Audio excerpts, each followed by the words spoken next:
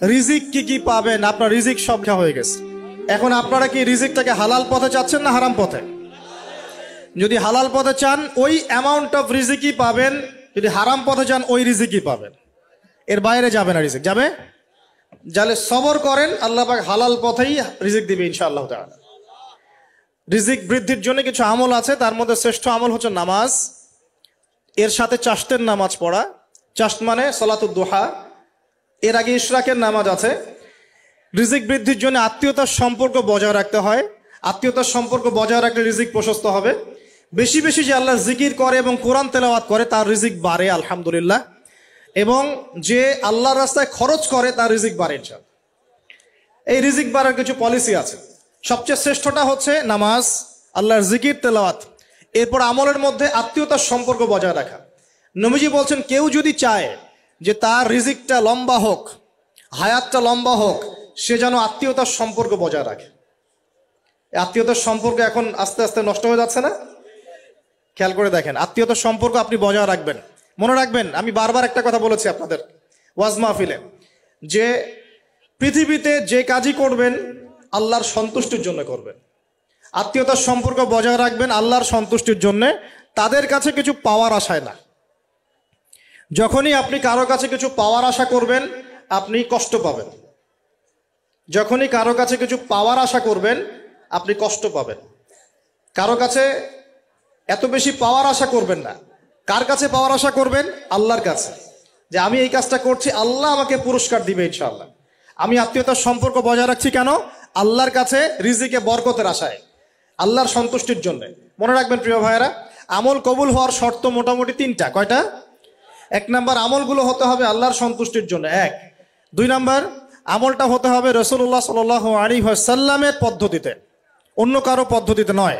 তিন নাম্বার, আমলটা করার জন্য আপনার রিজিকটা হতে হবে হালাল। হারাম রিজিকের আমল আল্লাহর কাছে কবুল হয় না। আল্লাহ পাক আমাদের সবাইকে হালাল রিজিকের ব্যবস্থা করে দিন এবং রিজিকটাকে প্রশস্ত করুন, আমিন। তো রিজিক লেখা হয়ে গেছে, দুই। তিন নাম্বার, লেখা হয়ে গেছে এ ব্যক্তি কি কি কাজ করবে দুনিয়ায়, এ ব্যক্তি দুনিয়ায় কি কি কাজ করবে সব লেখা হয়ে গেছে। এখন যদি একটা চোর বলে যে আল্লাহ পাক আমার তাকদিরে লিখেছিলেন যে আমি চুরি করব, তাই আমি চুরি করেছি।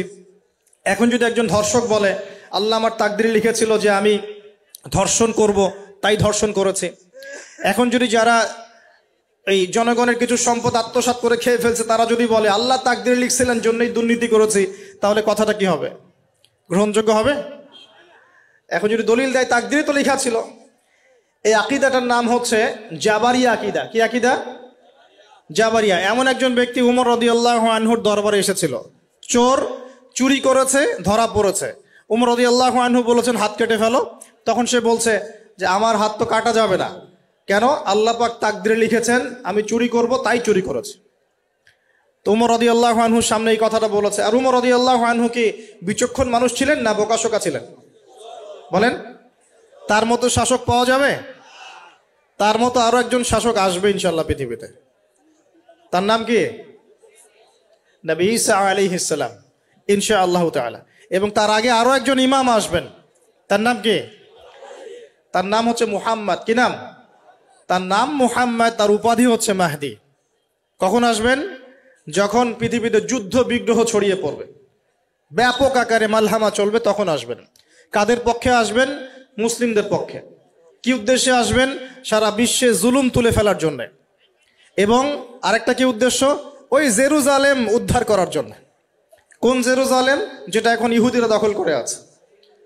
চারপাশে আরবরা, মাঝখানে ও কেমন করে দখল করে আছে?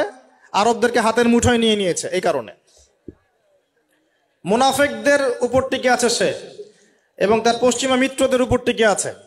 ঈসা আলাইহিস সালাম কেন আসবেন? এই জায়গাটা পুনরুদ্ধার করার জন্য। ঈসা আলাইহিস সালাম কি পরাজিত হবেন না বিজয়ী হবেন? কত বছর বিশ্ব শাসন করবেন? 40 বছর। এগুলো হবে বিশ্বে, এগুলো হওয়া এখনো বাকি আছে। আরো কি হবে? মুসলিমরা কনস্ট্যান্টিনোপল আবার জয় করবে। এই কনস্ট্যান্টিনোপলের মধ্যে ফিতনা দেখা দিবে অচিরেই, মুসলিমরা ওইটা আবার দখল করবে ইনশাআল্লাহ তাআলা। আরো কি হবে? বললাম ভূমিকম্পের বছরগুলো আসবে সামনে, এবং মুতায়নুন শাদীদ, মহামারীও আসবে। আরো কি? বড় বড় 3টা ভূমিকম্প বাকি আছে এখনো। আগে বলেছি লেকচারে, একটা পৃথিবীর পূর্বে, একটা পশ্চিমে, একটা মাঝখানে। এগুলো এখনো বাকি আছে। বিশ্বে অনেক কিছু হওয়া এখনো বাকি আছে। এখন যা দেখছি এগুলোই সব না, এগুলো চলে যাবে। সময় কি হবে? চলে যাবে। আরো নতুন সময় আসবে ইনশাআল্লাহ তাআলা। আমাদের দায়িত্ব কি? আমাদের দায়িত্ব পরিস্থিতি বুঝে দিন ধরে রাখা, আমল করা এবং মানুষকে দিনের দিকে আহ্বান করা। আমরা যদি দায়িত্ব পালন না করি তাহলে কি হবে? আল্লাহ পাক আমাদেরকে সরিয়ে দিয়ে নতুন কওম নিয়ে আসবেন। আল্লাহ পাক সূরা মুহাম্মাদে বলেছেন, ওয়া ইন তাতাওয়াল্লাউ, তোমরা যদি মুখ ফিরিয়ে নাও, ইয়াস্তাবদিল কওমান গায়রাকুম, আল্লাহ পাক নতুন কওমকে তোমাদের জায়গায় স্থলাভিষিক্ত করবেন। সুম্মা লা ইয়াকুনু আমসালাকুম, তারা তোমাদের মতো হবে না, মানে আমাদের মতো অপদার্থ হবে না। উম্মার বিজয়ের শর্ত কি? আল্লাহ সূরা মুহাম্মাদই বলেছেন, ইন তানসুরুল্লাহ ইয়ানসুরুকুম, তোমরা আল্লাহর দ্বীনকে সাহায্য করো তবেই আল্লাহ তোমাদেরকে সাহায্য করবে। ওয়া ইউসাব্বিত আকদামাকুম, তোমাদের পা আল্লাহ দৃঢ় করে রাখবেন। আমরা আল্লাহকে সাহায্য না করলে আল্লাহ পাক আমাদেরকে সাহায্য করবেন না। সিম্পল। আল্লাহ পাক সূরা রা'দের মধ্যে বলছেন, ইন্নাল্লাহা লা ইউগাইয়িরু মা বিকওমিন হাত্তা ইউগাইয়িরু মা বিআনফুসিহিম, আল্লাহ পাক কোনো কওমের অবস্থা ততক্ষণ পরিবর্তন করেন না যতক্ষণ না সেই কওম তার নিজের অবস্থার পরিবর্তনের চেষ্টা করে। তাহলে আমাদের পরিবর্তন কেন হচ্ছে না? কারণ আমরা নামাজ ছেড়ে দিয়েছি। 90% মুসলিমের দেশে কত পার্সেন্ট নামাজ পড়ে চিন্তা করে দেখবেন। আমরা কোরআন ছেড়ে দিয়েছি। 90% মুসলিমের দেশে কত পার্সেন্ট বিশুদ্ধ করে কোরআন তেলাওয়াত করতে পারে একটু খোঁজ নিয়ে দেখবেন। কোরআন শুমারি করে দেখেন, নামাজ শুমারি করে দেখেন, তাহলে বুঝতে পারবেন। আর যারা কোরআন পড়তে জানে তাদের মধ্যে কত পার্সেন্ট কোরআনের অর্থটা বোঝে, এটা আরো বড় বিষয়। তারপরে আবার কারা মেনে চলে, এটা আরো বড় বিষয়। আর আমরা কতজন মানুষ দিন ইসলামকে সামগ্রিক দিন হিসেবে মানি, এটাও একটা বড় বিষয়। আমরা মানি ঠিকই, আংশিক।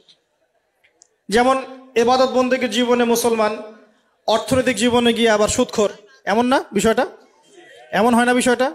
ইবাদত বন্দেগীর জীবনে আমি পাক্কা মুসলিম, কপালে সেজদার দাগ আছে মাশাআল্লাহ, দাড়ি টুপিও আছে মাশাআল্লাহ, কিন্তু ব্যবসায় গিয়ে মাপে কম দিচ্ছি না, ব্যবসায় গিয়ে আমি হারাম ভেজাল দিচ্ছি কিনা, এরকম হচ্ছে কিনা? হচ্ছে। কিন্তু সে কিন্তু মুসলিম এবং নামাজও পড়ে। তা আমাদের সমস্যা ভাই এখানেই। এখন এই সমস্যাটা সলভ করলে ইনশাল্লাহ সব সমস্যা সলভ হয়ে যাবে ইনশাল্লাহ। সমস্যাটা কি? আমরা ইসলামটাকে আংশিকভাবে মানি, পরিপূর্ণ জীবনে ইসলাম বাস্তবায়ন করতে পারছি না। আমি আপনি হয়তো কেউই পারছি না। ফখর করলে বলার নাই যে আমি খুব পারছি, আসলে আমিও পারছি না। কারণ এই যুগে এটা পারাটা খুব ডিফিকাল্ট। এই যুগে পারাটা কি খুবই কঠিন, কিন্তু এটাই তো এই যুগের চ্যালেঞ্জ।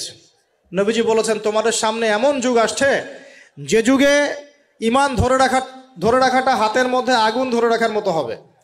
তবে সুসংবাদ ওই যুগে তাদের জন্যে যারা আমার সুন্নতকে আবার জীবিত করতে পারবে, যে আমার মৃত সুন্নতকে জীবিত করবে, আল্লাহ পাক তাকে দুধ মানে প্রেমময়। আল্লাহ পাক ভালোবাসেন কিনা?